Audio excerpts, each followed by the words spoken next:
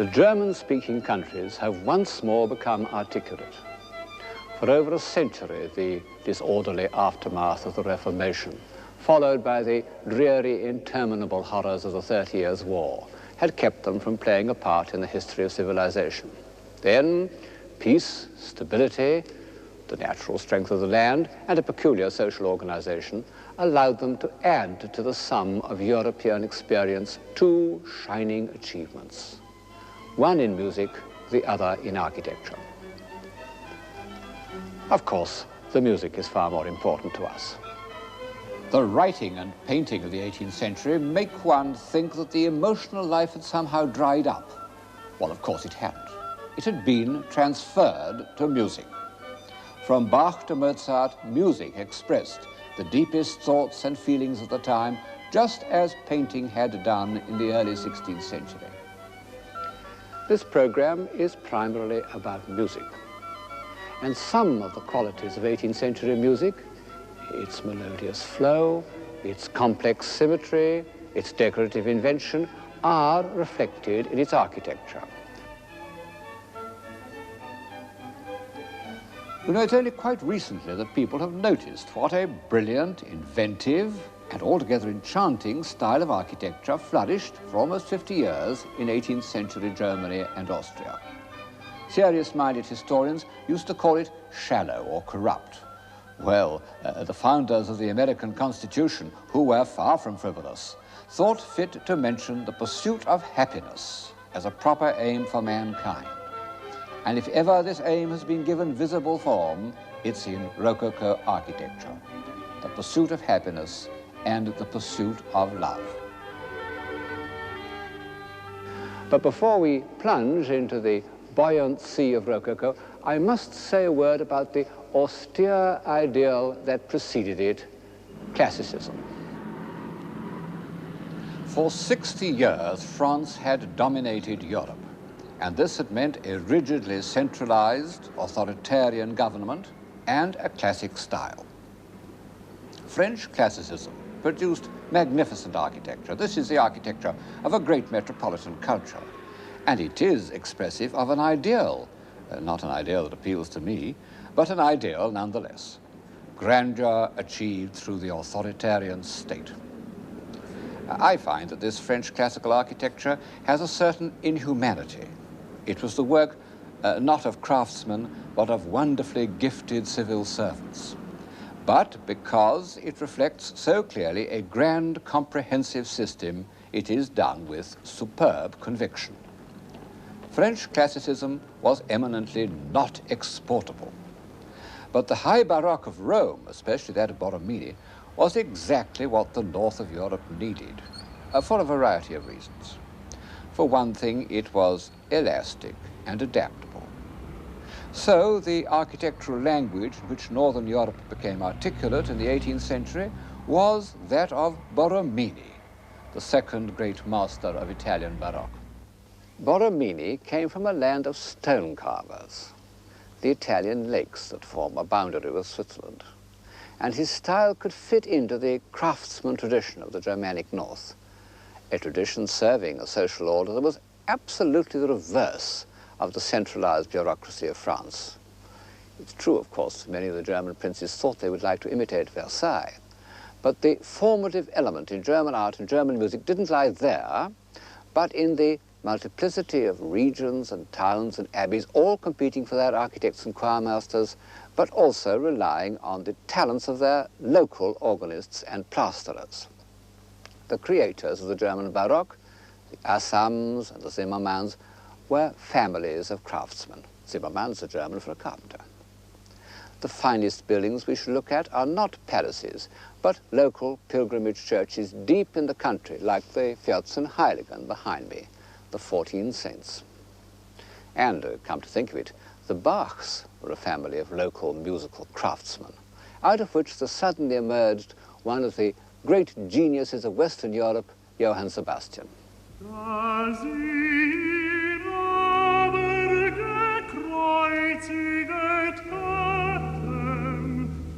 Teilten sie seine Kleider und warfen das Los darum, auf das erfüllet würde, das gesagt ist durch den Propheten. Sie haben meine Kleider unter sich geteilt und über mein Gewand haben sie das Los geworfen. Und sie saßen all da und hüteten sein.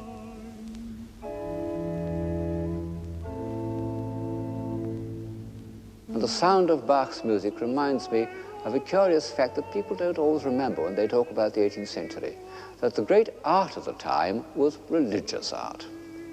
The thought was anti-religious, the way of life ostentatiously profane. We are right to call the first half of the 18th century the Age of Reason. But in the arts, what did this emancipated rationalism produce? One adorable painter, Watteau, some nice domestic architecture, some pretty furniture, but nothing to set beside the Matthew Passion or the pilgrimage churches and abbeys of Bavaria and Franconia. Die aber vorübergingen, lästerten ihn und schütteten ihre Köpfe und sprachen: Bildung den Tempel und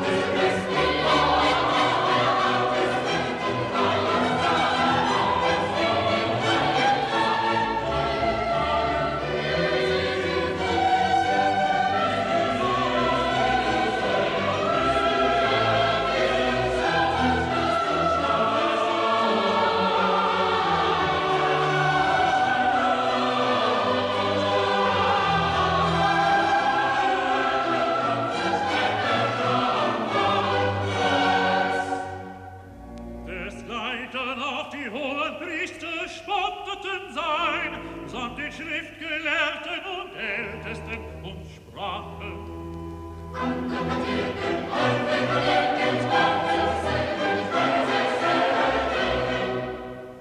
Ist der König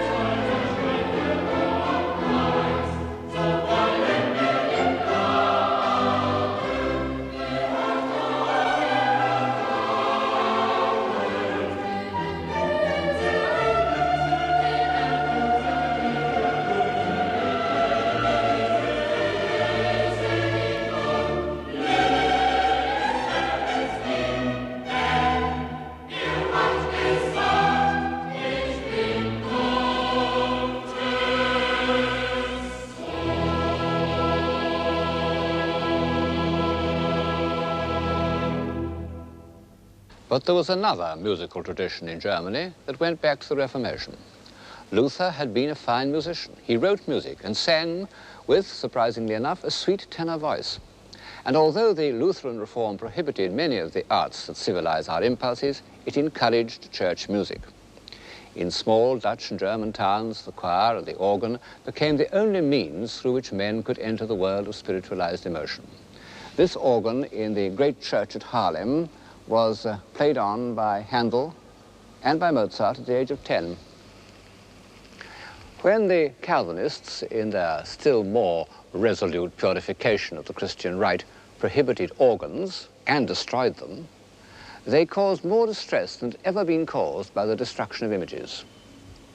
Organs have played a variable role in European civilization. In the 19th century, they were symbols of newly won affluence, like billiard tables. But in the 17th and 18th centuries, they were expressions of municipal pride and independence.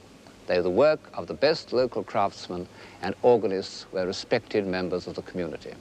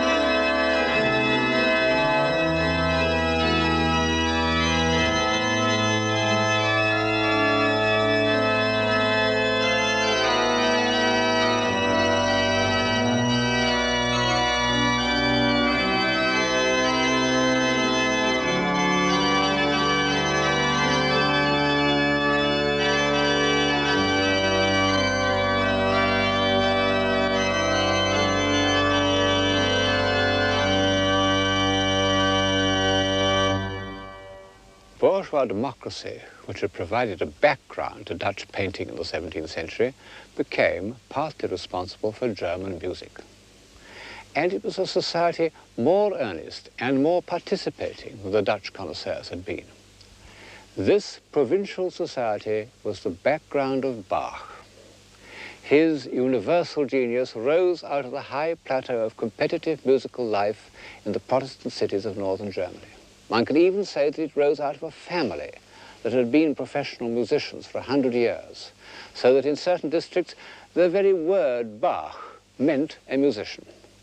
And his life was that of a conscientious, somewhat obstinate, provincial organist and choirmaster. But he was universal. A great musical critic said of him, "He is a spectator of all musical time and existence, to whom it is not of the smallest importance whether a thing be new or old, so long as it is true." And we once more find that we can illustrate Bach's music by contemporary building. This church behind me, the pilgrimage church of the 14 Heiligen, was built by an architect who was only 2 years younger than Bach. He was called Balthasar Neumann, and although his name isn't well known in the English-speaking world, I think he was certainly one of the greatest architects of the 18th century.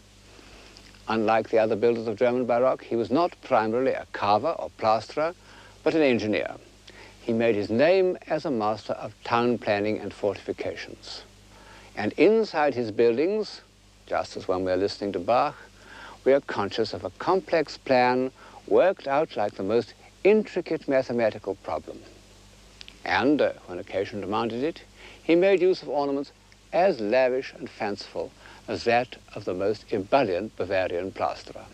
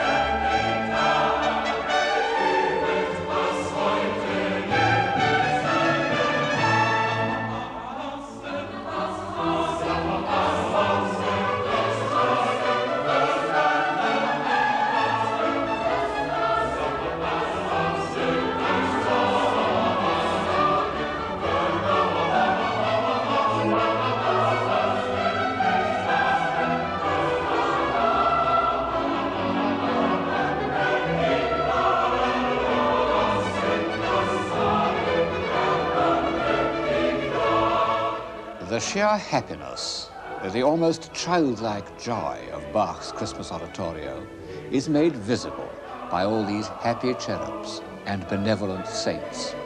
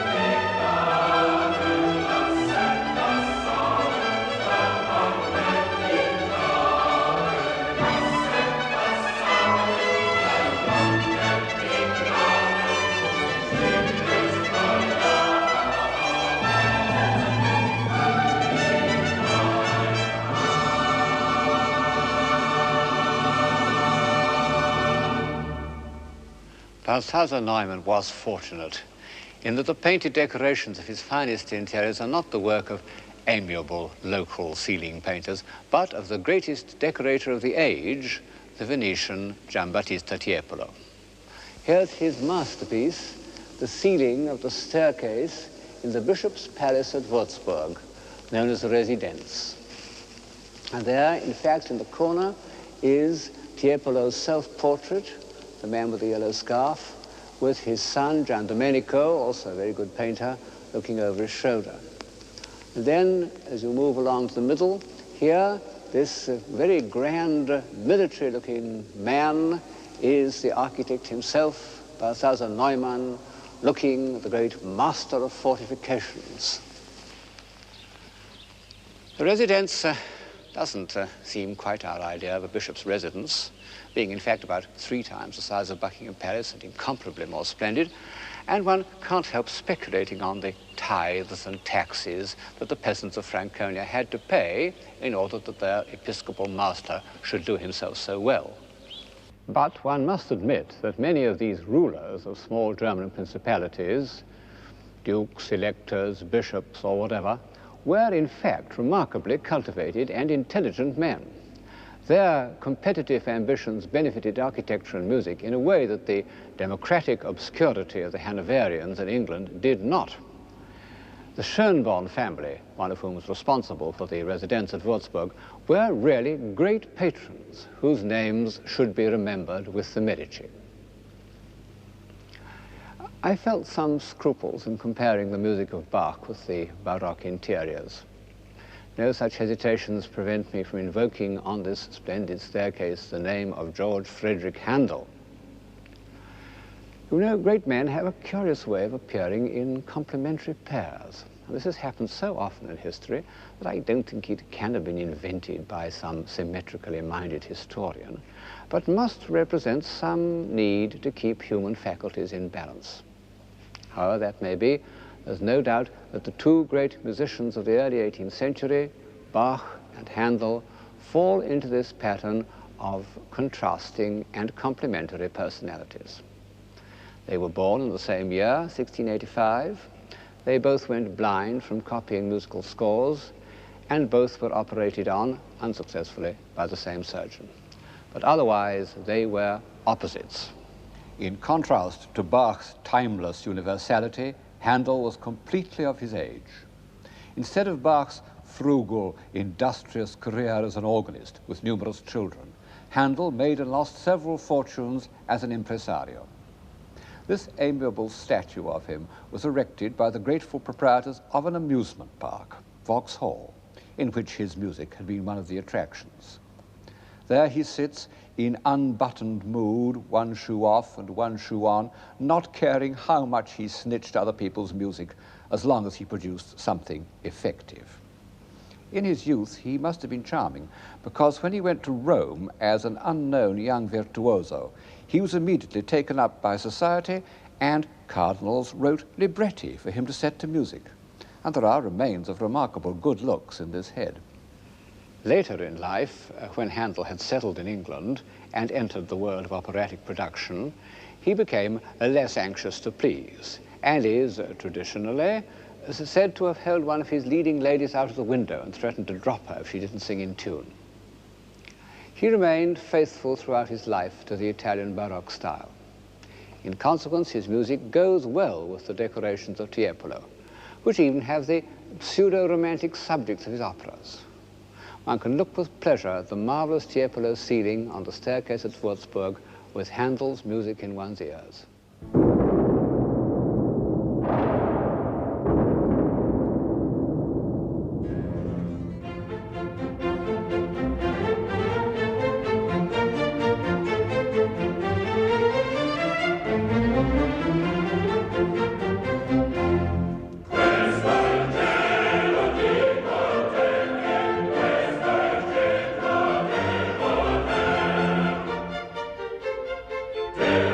potere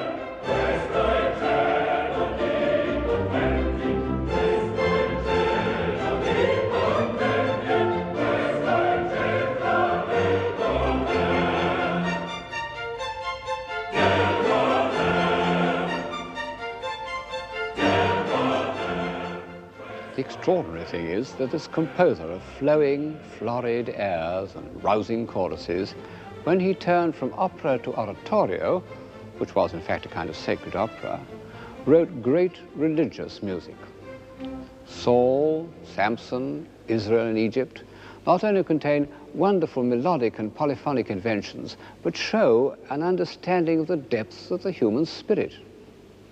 As for the Messiah, it's like Michelangelo's creation of Adam, one of those rare works that appeal immediately to everyone. And yet, it is indisputably a masterpiece of the highest order.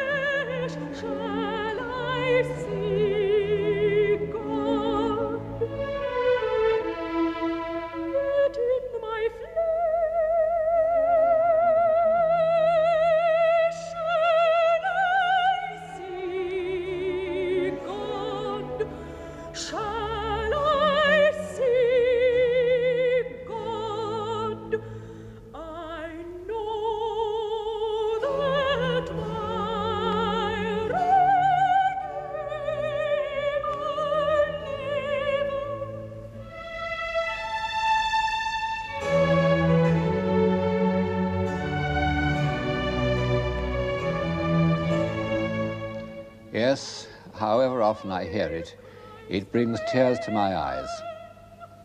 In passages like that, Handel is beyond classification. Still, one may reasonably call him a Baroque composer. Now, Baroque first came into being as religious architecture and expressed the emotional aspirations of the Catholic Church. Rococo was to some extent a Parisian invention and provocatively secular. It was, well, superficially at any rate, a reaction against the heavy classicism of Versailles. Instead of the static orders of antiquity, it drew inspiration from natural objects in which the line wandered freely, without symmetry. Shells, flowers, seaweed, vines, especially if they wandered in a double curve. Rococo was a reaction against the academic style, but it wasn't negative. It represented a real gain in sensibility. It achieved a new freedom of association and captured new and more delicate shades of feeling. All this is expressed through the work of one exquisite artist, Watteau. He was born in 1684, the year before Bach and Handel, in the Flemish town of Valenciennes, and he derived his technique from Rubens. But instead of a hearty Flemish acceptance of life, Watteau, who was a consumptive, discovered something in himself that had hardly ever been seen in art before, a feeling of the transitoriness and thus the seriousness of pleasure. He had brilliant gifts. He could draw with the style and precision of a Renaissance artist, and he used his skill to record his rapture at the sight of beautiful girls. What dreams of beauty they are.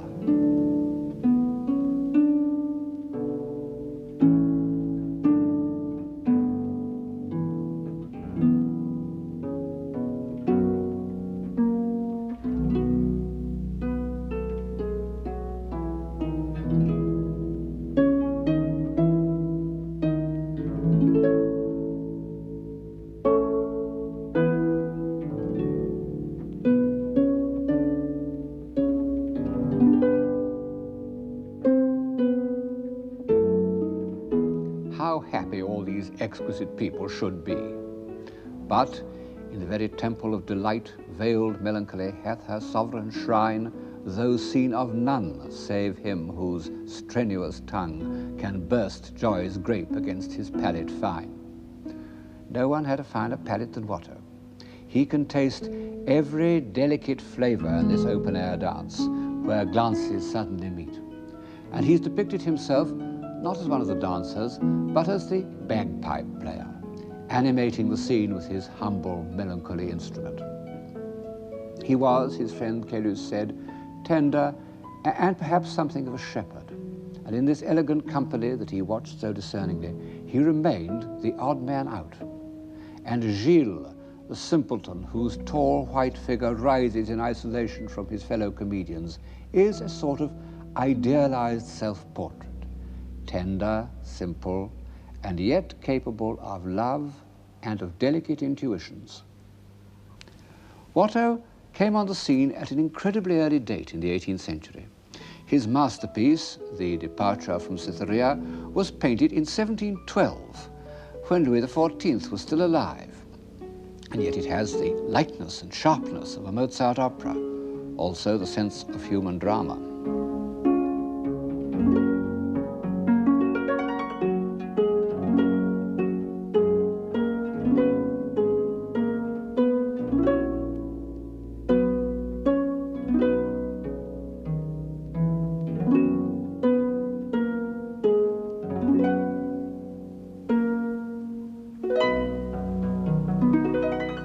The new sensibility, of which Watteau was the prophet, showed itself most of all in a more delicate understanding of the relations between men and women. Sentiment. The words got into trouble, as words do, but it was, in its day, a civilizing word. Sterne, in his Sentimental Journey, that somewhat discredited work of Rococo prose, tells a fable about a town of Abdera, which was the vilest town in all Thrace. What with poisons, conspiracies and assassinations, libels, pasquinades and tumults, there was no going there by day, 'twas worse by night. Till, hearing a play of Euripides, the people were struck by a speech of Perseus. O Cupid, prince of gods and men. Every man almost spoke pure iambics next day, and talked of nothing but Perseus, his pathetic address. O Cupid, prince of gods and men. Every street of Abdera, in every house, O Cupid, Cupid, in every mouth, like the natural notes of some sweet melody which drop from it whether it will or no. Nothing but Cupid, Cupid, prince of gods and men. The fire caught, and the whole city, like the heart of one man, opened itself to love. No pharmacologist could sell one grain of hellebore. Not a single armorer had a heart to forge one instrument of death. Friendship and virtue met together and kissed each other in the street. The golden age returned and hung over the town of Abdera. Next to love, Watteau cared most about music, for which, his friends tell us, he had a most delicate ear. Nearly all his scenes are enacted to the sound of music. In this he shows himself as part of a tradition going back to the Venetians, of whom Pater said that they painted the musical intervals of our existence, when life itself is conceived as a kind of listening. In Watteau, we are in the world of poetry, not only on account of the grace of the figures, but because the facts have been translated into the most exquisite paint. Watteau's colour has a shimmering, iridescent quality which makes one think immediately of musical analogies.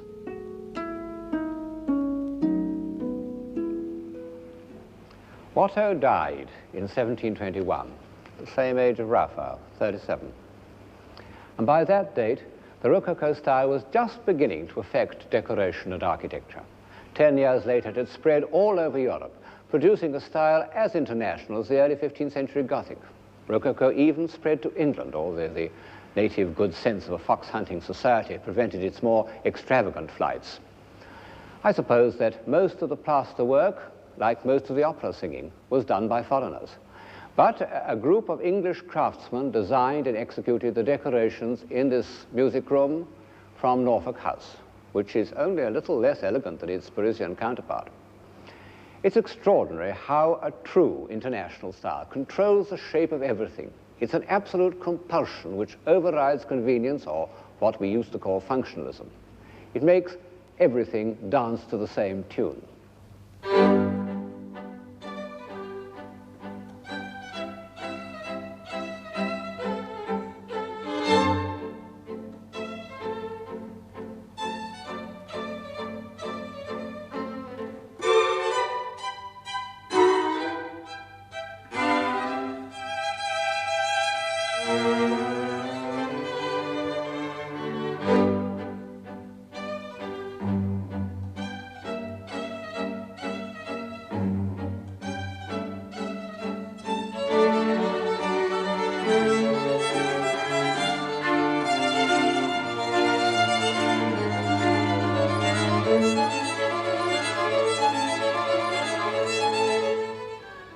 Walter Pater said that all art aspired to the condition of music.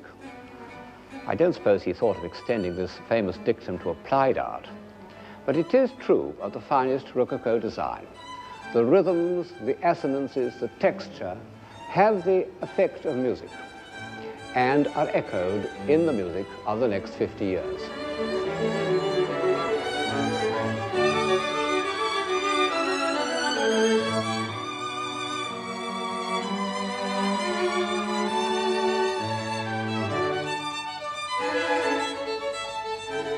Is that Haydn or Mozart? Well, I happen to know that it's Haydn. One can't always be sure. And yet, the two great musicians of the second half of the 18th century were very different characters. And the difference comes through in their music. Haydn, who was 20 years older than Mozart, was born in Croatia, the son of a wheelwright, and was fundamentally a peaceful, spacious, soil-conscious man. He said that he wrote his music in order that the weary and worn or the men burdened with affairs might enjoy a few minutes of solace and refreshment. And I think of this saying as I approach the Bavarian pilgrimage church of the Wies. It belongs to the countryside. In fact, from a distance, it might almost be the hall of a rustic manor. But enter it, and the most incredible richness appears before your eyes.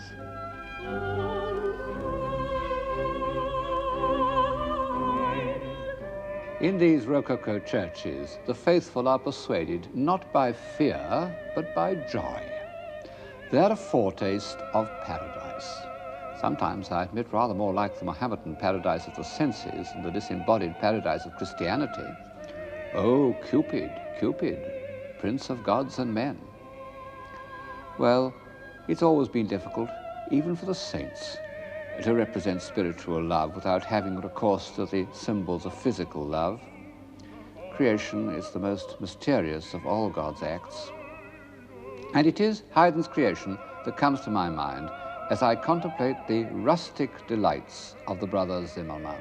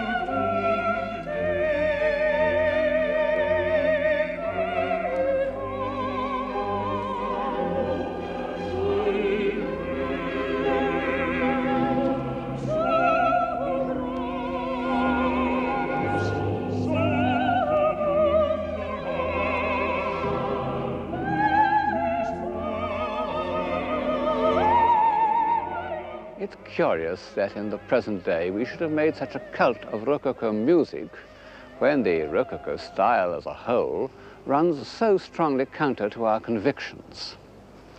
You see, many of the most beautiful Rococo buildings of the 18th century were built simply to give pleasure by people who believed that pleasure was important and worth taking trouble about and could be given some of the quality of art. And we've managed to destroy a good many of them during the war, including the Palace of Sanssouci at Potsdam and the Zwinger at Dresden. As I've said, it may be difficult to define civilization, but it isn't so difficult to recognize barbarism. But by chance, we didn't hit the pleasure pavilions at Nymphenburg, which is a suburb of Munich. Munich itself we pretty well laid flat. They were built for the Elector Max Emanuel by his court dwarf named Cuvillier, who happened to be an architect of genius. Despite his French name, he came from Flanders. This behind me is the most famous of them, I suppose, the Amalienburg. The exterior is quite simple. The interior a riot, or rather a ballet, of beautifully designed ornament.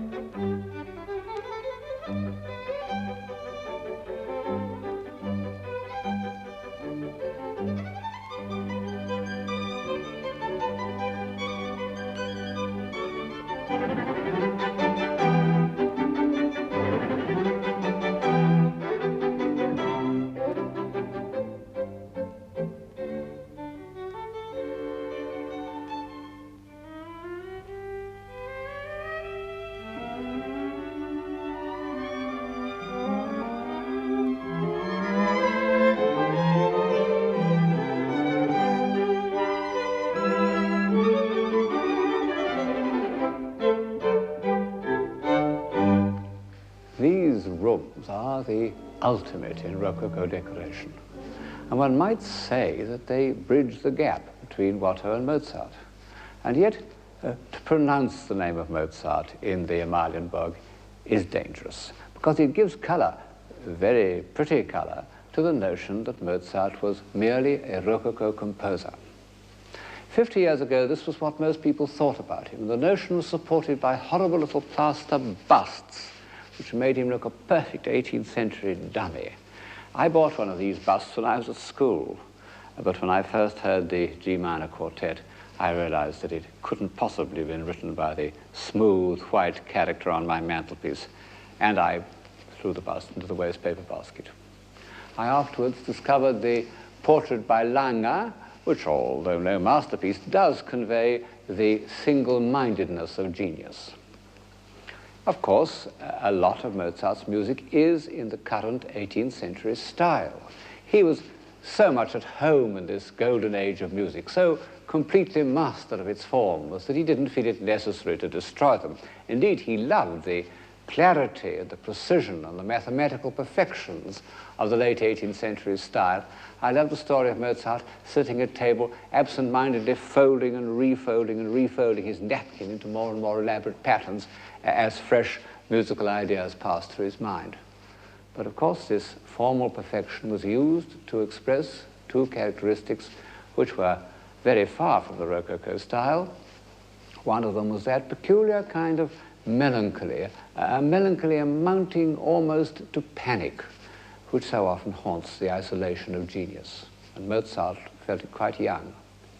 And the other characteristic was almost the opposite, a passionate interest in human beings and in the drama of human relationships. How often in Mozart's orchestral pieces, concertos, quartets, symphonies, we find ourselves participating in a drama or dialogue. And of course, this feeling reaches its natural conclusion in opera.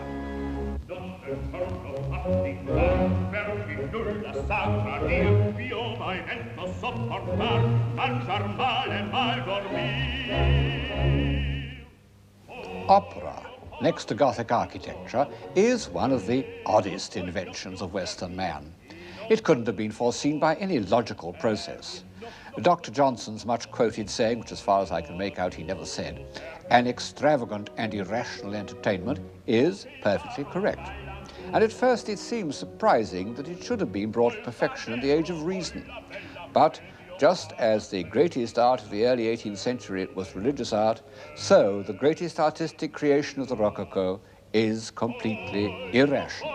gentiluomo, e non voglio più servire, e non voglio più servire, no, no, no, no, no, no, non voglio più servire.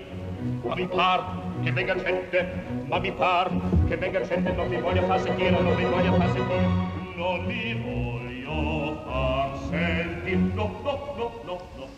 Of course, opera had been invented in the 17th century and made into a form of art by the prophetic genius of Monteverdi. It came to the north from Catholic Italy, and it flourished in the Catholic capitals, Vienna, Munich, Prague. Indignant Protestants used to say that Rococo churches were like opera houses. Quite true, only it was the other way around. As you can see, this enchanting opera house in Munich, built by the dwarf architect Cuvillier, is exactly like a Rococo church. One can almost say that opera houses came in when churches went out. And they expressed so completely the views of this new, profane religion that for 100 years all opera houses continued to be built in Rococo style long after that style had gone out of fashion. And in Catholic countries, not only in Europe but in South America, they were often the best and largest buildings in the town.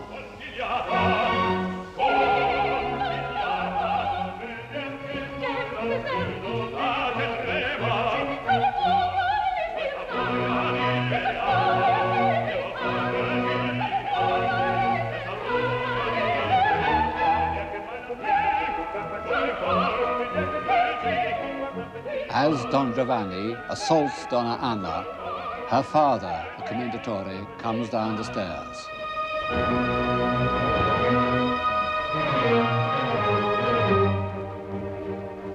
What on earth has given opera its prestige in Western civilization? A prestige that has outlasted so many different fashions and ways of thought. Why are people prepared to sit silently for 3 hours, listening to a performance of which they don't understand a word? Why do quite small towns all over Germany and Italy still devote a large portion of their budgets to this irrational entertainment? Well, partly, of course, because it's a display of skill, like a football match. But chiefly, I think, because it is irrational. What is too silly to be said may be sung. Well, yes, but what is too subtle to be said, or too deeply felt, or too revealing, or too mysterious? These things can also be sung, and only be sung.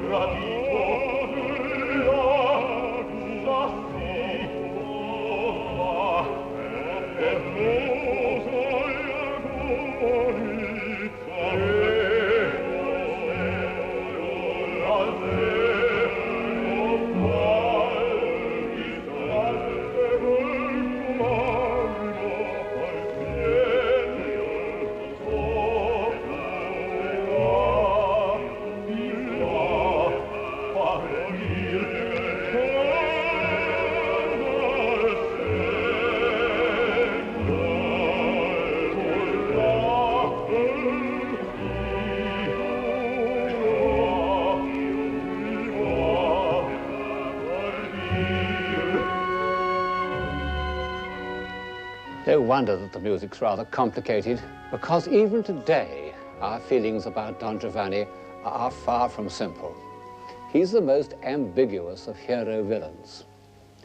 The pursuit of happiness and the pursuit of love, which had once seemed so simple and life-giving, have become complex and destructive. And his refusal to repent, which makes him heroic, belongs to another phase of civilization.